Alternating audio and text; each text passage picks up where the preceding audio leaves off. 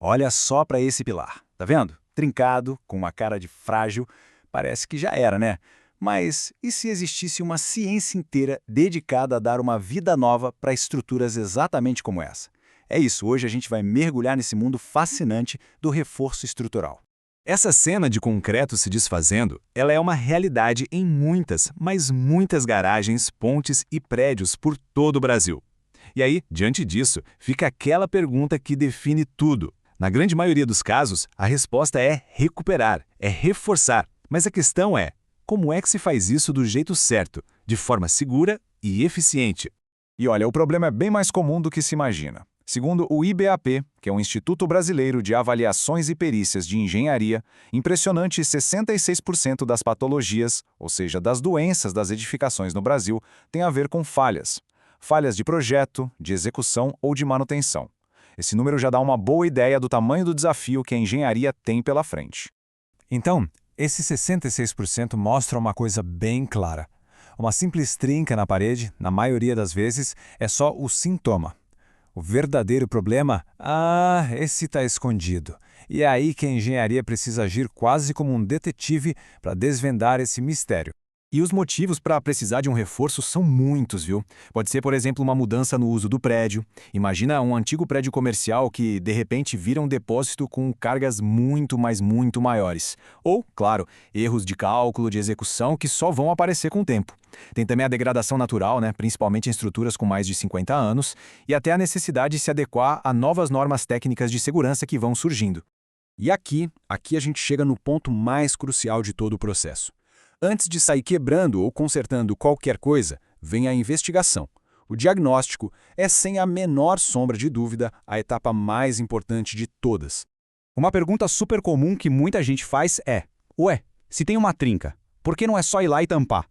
Bom, a resposta para isso é o que separa um reparo superficial, uma maquiagem, de uma solução de engenharia de verdade. Porque, pensa bem, tapar a trinca sem entender a causa é exatamente como um médico tratar a febre com um analgésico sem nem investigar qual é a infecção. O sintoma pode até sumir por um tempo, mas a doença continua lá. O objetivo do diagnóstico estrutural é esse: encontrar a causa raiz, a verdadeira doença da estrutura, para que o remédio seja eficaz de verdade. E esse diagnóstico segue um método bem rigoroso. Tudo começa com uma inspeção visual detalhada, onde cada fissura, cada mancha conta uma parte da história. Depois a gente parte para os ensaios tecnológicos. É quase um check-up completo da estrutura. O ultrassom, por exemplo, consegue nos mostrar se tem vazios ou falhas lá dentro do concreto, coisas que são impossíveis de ver a olho nu. E por fim, com todos esses dados em mãos, a análise define a causa e qual o nível de risco, indicando qual é a melhor solução. Ok. Uma vez que a gente já sabe qual é o problema, aí sim é hora de escolher a ferramenta certa. E vamos ver agora como a tecnologia evoluiu, comparando a abordagem, digamos, mais clássica com as soluções super modernas que temos hoje.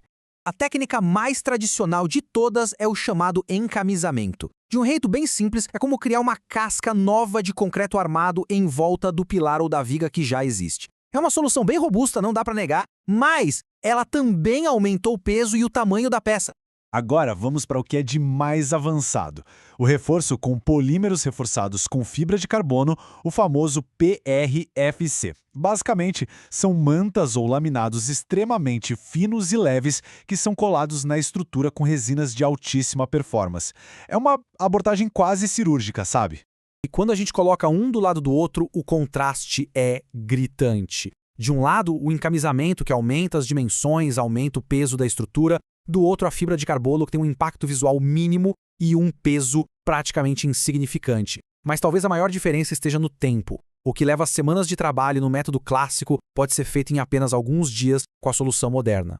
E este slide aqui mostra de um jeito brilhante o porquê da fibra de carbono ser tão revolucionária. Olha só isso, ela pode ser até 8 vezes mais resistente à tração do que o aço que a gente usa na construção e com apenas 1/5 do peso. É, sem exagero, um verdadeiro supermaterial da engenharia moderna. Mas reforçar uma estrutura vai muito além da técnica. No fundo, a gente está falando de garantir a segurança das pessoas e também de uma questão de viabilidade econômica e de responsabilidade com o meio ambiente. Do ponto de vista econômico, a conta é bem clara.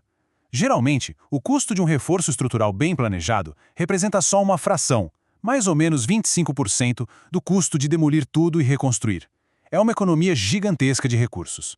E claro, para garantir que tudo seja feito com o máximo de segurança, todo esse processo é guiado por normas técnicas brasileiras super rigorosas, como a NBR 6118 da ABNT. Elas são a espinha dorsal, a base que garante a qualidade e a confiabilidade de qualquer intervenção numa estrutura.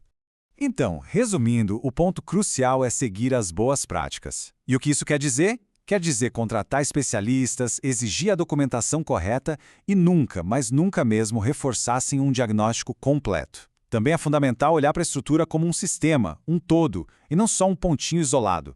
E, claro, planejar como vai ser a manutenção desse reforço no futuro. E para a gente terminar, fica uma reflexão. Nós estamos caminhando para uma era de monitoramento inteligente e materiais super inovadores como o concreto que se autocicatriza, que se cura sozinho. E isso nos leva a perguntar, será que um dia as estruturas que a gente constrói vão ser capazes de se regenerar, de se curar, prolongando a própria vida de forma autônoma? O futuro da engenharia parece ser tão fascinante quanto as soluções que já temos hoje em mãos.